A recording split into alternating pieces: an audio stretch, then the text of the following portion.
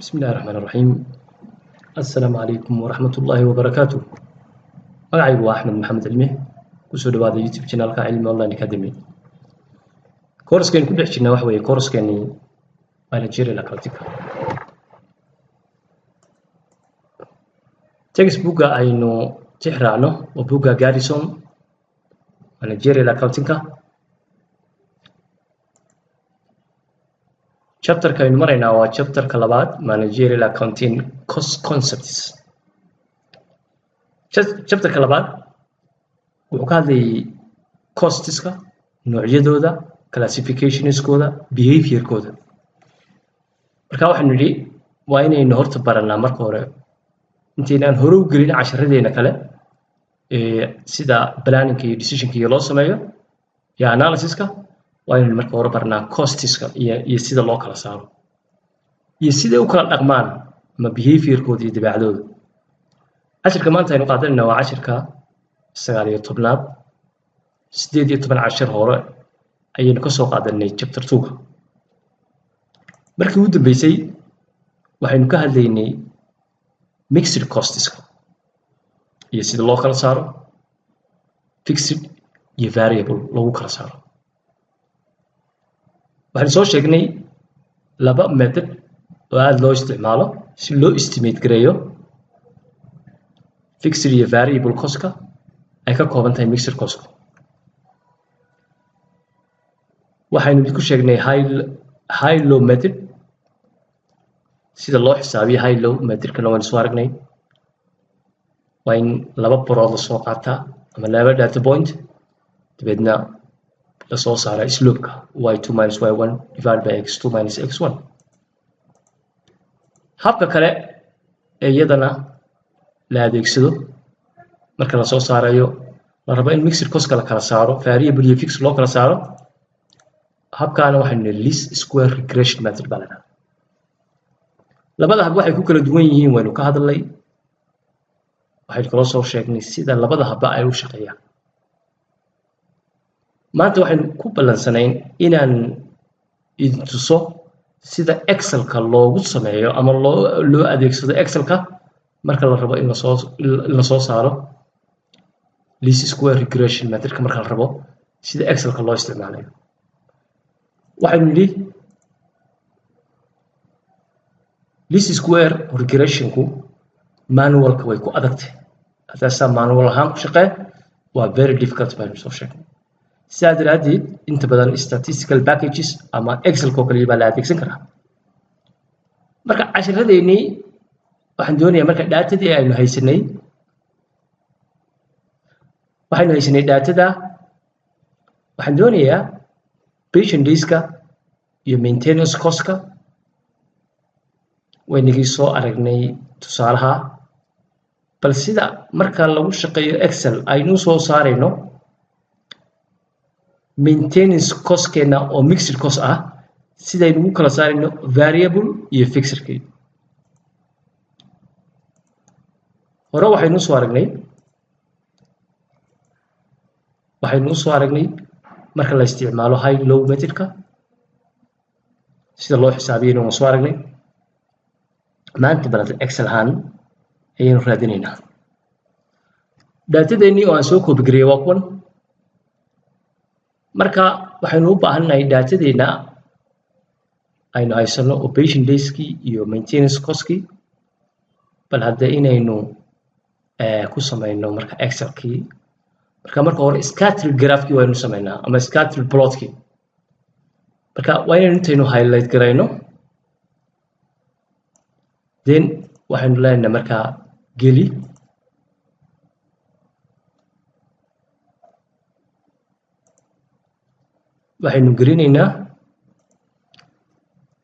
waxaynu gelinaynaa xy scattered-kaasaynu gelinaynaa. kaa marka aynu doorano wataa daatadeennii waad aragtaa. xaggii bahalkeennii horena waa kan oo allahuma salli calaa maxamed daatadeennii hore waa kaa saasay ahayd oo buuggu inoo scattered graphkii inoo sameeyey kaasi waa marka waxaan markaa aad aragto datadaadii inay pattern jiro ama si ay isu dabagelayso oo aan weliba toos ahayn waxaad arkaysa marka relationship inuu ka dhexeeyo oo marka datadaada ku plot garayso graafka oo graph ku samayso wax kuu soo baxaya labadan variable ee aad eegaysaa inuu relationship ka dhexeeyo kale marka almost waa ka kii aanu samaynay inagana datadeeni markaan sawirro saasay soo baxaysaa marka waxaynu doonaynaa inaynu haddii alba ku rooyay aynu ku samayno linear trend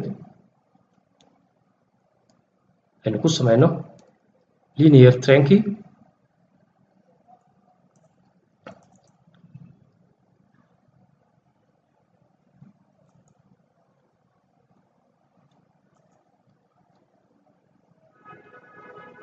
waayahay inaynu chartkeena horta aynu bal meel gaara la tagno si aynu si fiican ugu aragno marka sheet gaara ayaan ku sameeyey sheetkeenii hore datadina waa ka sheetkeena labaad ayaa waxaan ku sameynay markaa graafkii ku sameynay marka waxaynu doonaynaa inaynu ku darno dabcan halkan waa lacagtii halkan waa activity-gii dee haddaad doonayso markaa titleskii waad ku qori kartaa titleskii waa cost waa halkaas waa costkii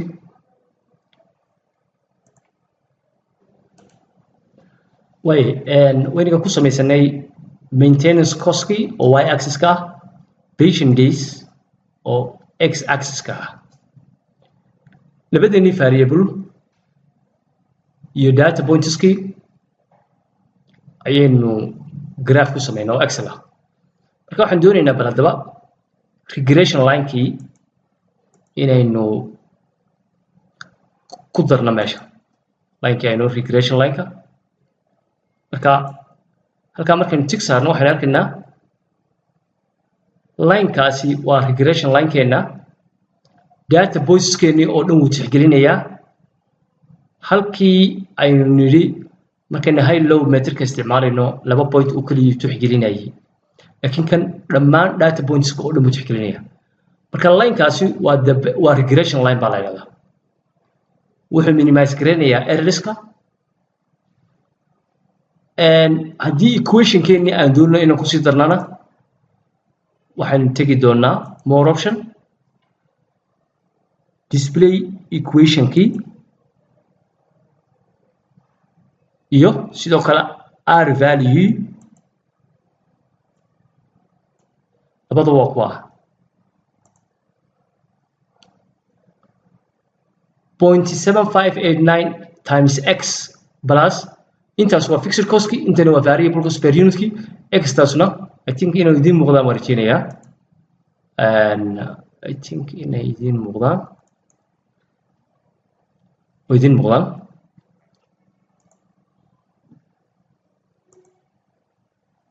okay and waliba dadka yar dhigo waka that's our equation r square kaasina waxay noo sheegaysaa fitnesska ana lineka ugu saxsan weeye marka waxaan soo saarnay wax weeye waa slope-kii 0.7589 kaasi intaasna waa fixed cost-keennii intaasna waa r square-keennii linekaasna waa regression line-keennii marka haddaynu cashiradeenii aynu dib ugu noqonno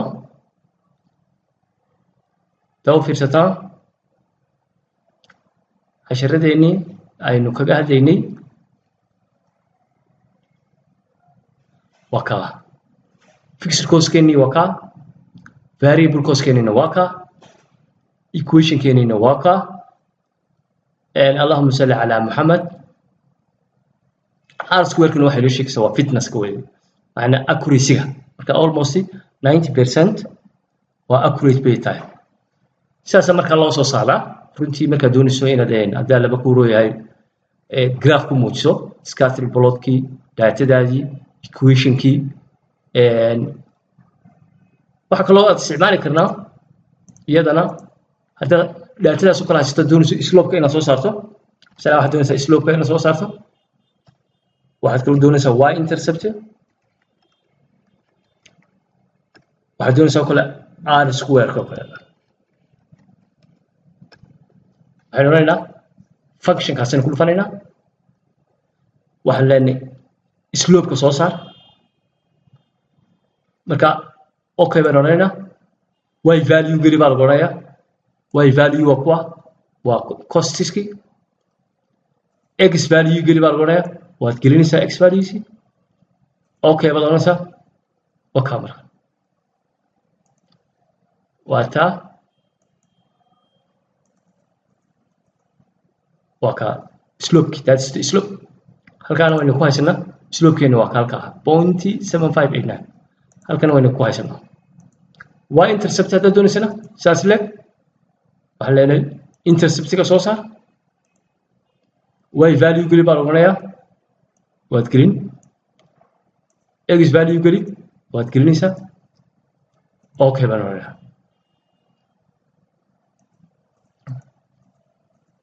taasna waa kaa ama saasayna odhan ama waynu yar kordhin that's our fixed cost weeye y interceptigu waa fixed cost keeni r square-na waan iga sheego waxa la yidhaahdaa fitness baa la yidhahdaa iyadana waad soo saari kartaa halka haddaad ku dhufato r square waa kaa okay y value geli waynu gelini x value geli waad gelinaysaa okay baad odhanaysaa that's r square macnaa 90% line-kaa aynu soo saarnay 90% ayuu yahay correct macnaa inta kale waa error weeye 10% kale laakiin 90% waa correct saasaa marka aad ugu shaqaynaysan haddii ilaahay ka dhigo sida regressionka loogu shaqeeyo runtii haddii laysa manual ku shaqeeya waa adagtii waa laga sheegay waa formula aad u fara badan weeye marka laakiin waa in excel ka faa'iidaysataan cashirkeeda maanta insha allah halkaasaynu ku joojinaynaa wassalaamu calaykum waraxmatullahi